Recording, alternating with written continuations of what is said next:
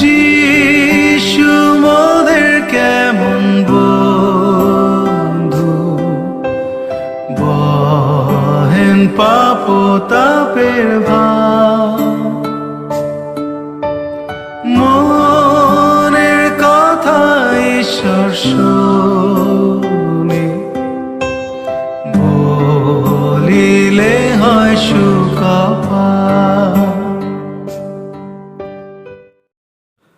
স্বাধীনতা দিবসের আন্তরিক শুভেচ্ছা ও অভিনন্দন জানাই। ভারত দেশের স্বাধীনতার জন্য অসংখ্য দেশবাসী নিজেদের জীবন উৎসর্গ করেছেন।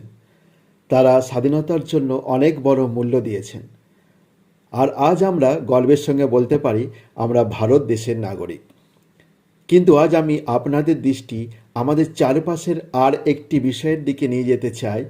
সেটি হলো মানুষের জীবনের মন্দ বা পাপ, যেমন মন্দ চিন্তা, চুরি, প্রতারণা, দুষ্টতা, হত্যা, লোভ, কুদৃষ্টি, নিন্দা, মূর্খতা ইত্যাদি। এই সমস্ত মন্দ বিষয় মানুষের অন্তর থেকে বেরিয়ে আসে এবং মানুষকে অপবিত্র করে ও পাপের দাসত্বে আবদ্ধ করে। প্রশ্ন হলো, এই সমস্ত পাপ থেকে আমাদের কে স্বাধীন করবে? বাইবেলের ভাষায় এই সমস্ত মন্দ স্বভাবকে পাপ বলা হয়। মানুষ পাপের মধ্যে জন্মগ্রহণ করে এবং তাই পাপ করে। পবিত্র বাইবেলে লেখা আছে, রোমিও 3:23, সকলেই পাপ করেছে এবং ঈশ্বরের মহিমা থেকে বঞ্চিত হয়েছে। অর্থাৎ পাপের কারণে মানুষ ঈশ্বর থেকে দূরে চলে গেছে। পাপের পরিণতি হলো দণ্ড, বিচার, মৃত্যু, অভিশাপ এবং নরক।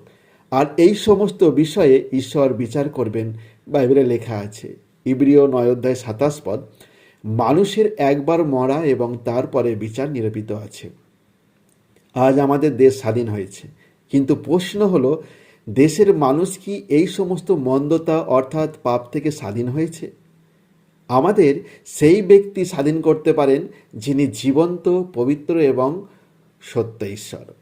তাই প্রভু যীশু খ্রিস্ট বলেছেন, যোহন লিখিত সুসমাচার 8:32, তোমরা সত্যকে জানবে আর সেই সত্য তোমাদের স্বাধীন করবে।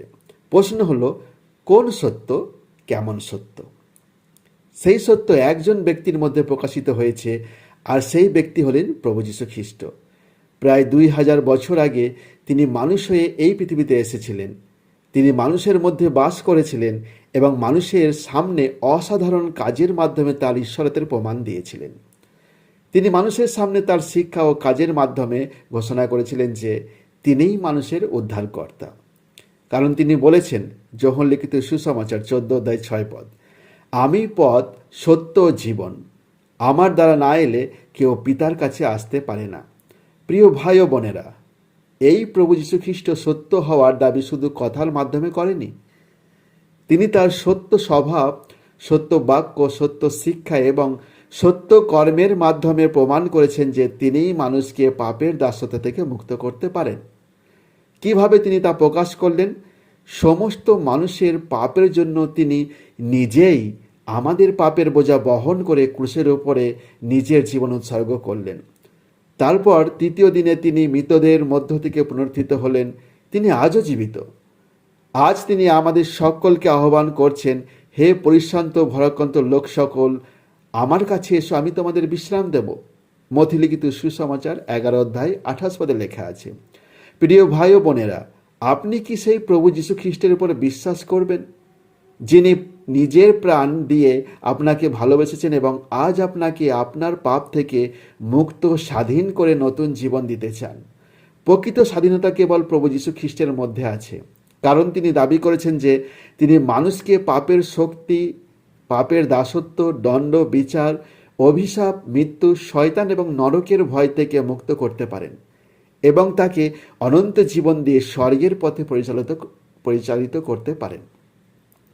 আজ আমরা যখন দেশের স্বাধীনতা উদযাপন করছি, তখন আসুন আমরা আমাদের জীবনের প্রকৃত স্বাধীনতার কথাও চিন্তা করি। দেশের স্বাধীনতা আমাদের জাতীয় গৌরব, কিন্তু আমাদের আত্মার পাপ থেকে স্বাধীনতা হলো মানুষের আত্মার প্রকৃত স্বাধীনতা। আর সেই স্বাধীনতা একমাত্র প্রভু যীশু খ্রিস্ট তিনি দিয়ে থাকেন এবং তিনিই দেন। শোনার জন্য ধন্যবাদ। ঈশ্বর আপনাকে আশীর্বাদ করুন।